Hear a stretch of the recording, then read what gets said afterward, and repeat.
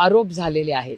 ते सिद्ध नाही झालेत हे मी मान्य करते, पण आरोप तर झाले आणि ह्याच सरकारने त्यांचा राजीनामा घेतला. त्याच्यामुळे काहीतरी तथ्य असल्याशिवाय कसा सरकार राजीनामा घेईल.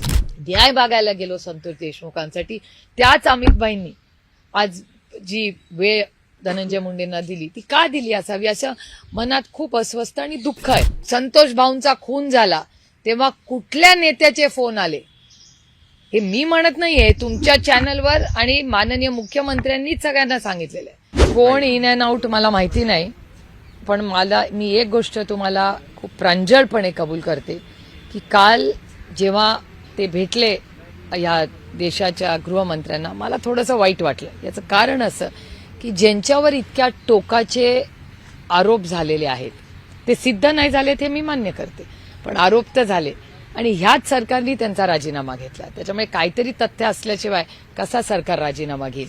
आणि काल संतोष भाऊंनाचाही मला मेसेज आला, मीही त्यांना फोन केला. संतोष भाऊ काल संतोष भाऊंचं सगळी फॅमिली ही अस्वस्थ होती. काल मी देशमुख कुटुंबांशीही बोलले, मी मुंडे कुटुंबांशीही बोलले आणि मला असं वाटलं की 1 वर्ष झालं आणि तुम्हाला आठवत असेल की अजितदादा पवार जेव्हा बीडला गेले होते 1 वर्ष झालं संतोष भाऊंना गेल्यानंतर, तेव्हा त्यांची लेक काय म्हणली होती की दादा 1 वर्ष झालं माझ्या वडिलांना जाऊन, अजूनही आम्हाला न्याय मिळाला नाही.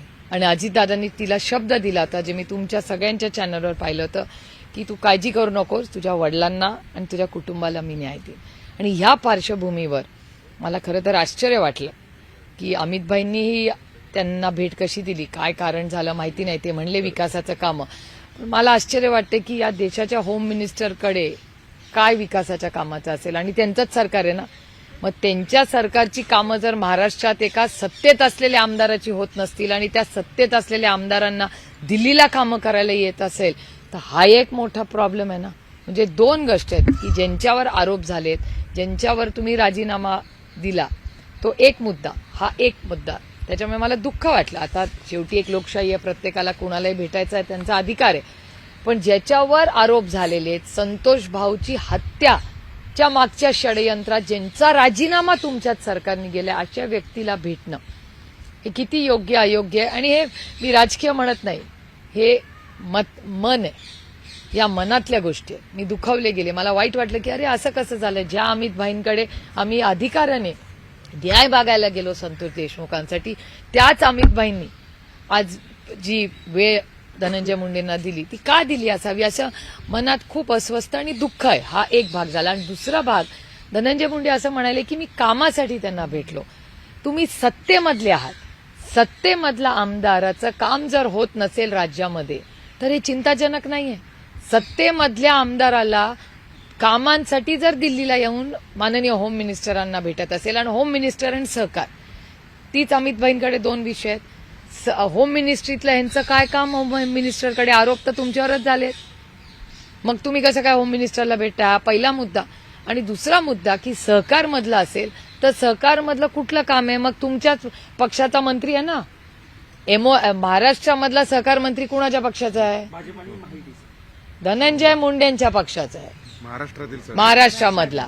तर जर सहकारचं काम असेल तर मग तुमचे सहकार मंत्री काय करतायत? तुमच्या आमदाराला कशाला यावं लागतंय दिल्लीला? मग तुमचा सहकार मंत्री काय करतोय महाराष्ट्रात? आणि होम मिनिस्ट्रीचं काम असेल तर हे चिंताजनक आहे. कारण का होम मिनिस्ट्रीनीच वाल्मिक कराडला अटक केलेली आहे. वाल्मिक कराडनीच षडयंत्र केले आणि त्याच्या मागे एक अदृश्य शक्ती कोण होती? संतोष भाऊंचा खून झाला तेव्हा कुठल्या नेत्याचे फोन आले हे मी म्हणत नाहीये, तुमच्या चॅनलवर आणि माननीय मुख्यमंत्र्यांनीच सगळ्यांना सांगितलेलं आहे. उज्ज्वल निकमांचे आग्रह होता, त्यांनी केस केले, ते व्हिडिओ सगळ्या महाराष्ट्राने पाहिलेत. अस्वस्थ म्हणजे इतकी माणुसकी नाहीये का? एवढा गलिच्छ गोष्टी कृती संतोष भाऊच्या हत्येच्या वेळी झाली. आणि मी तुम्हाला शब्द देते, काल मी संतोष भाऊंच्या कुटुंबालाही सांगितलं, ही लढाई तुमची एकट्याची नाही आहे. ना महादेव मुंडेंच्या कुटुंबाची लढाई आहे, ना संतोष भाऊंच्या ही सगळी आपली सगळ्यांची.